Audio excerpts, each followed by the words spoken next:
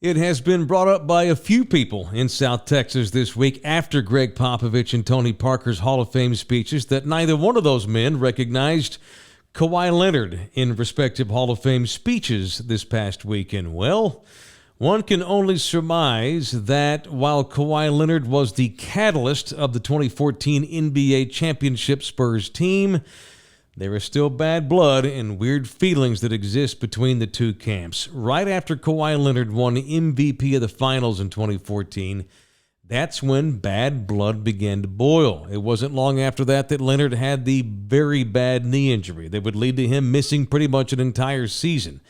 That also began the beginning of the end of Kawhi Leonard, who would throw the Spurs medical people under the bus for inefficient recovery, shall we say, while at the same time Tony Parker, who had a similar knee injury, had a very speedy recovery. And Tony mentioned that fact to the media once, and Leonard's camp didn't like that at all, feeling like that Parker called them out.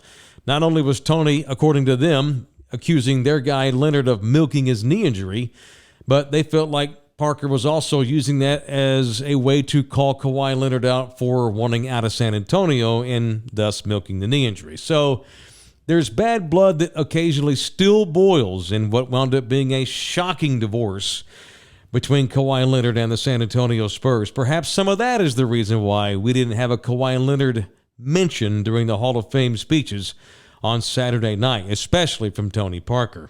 There's no doubt that the Spurs highly were unlikely to win the NBA championship in 2014 without Kawhi Leonard.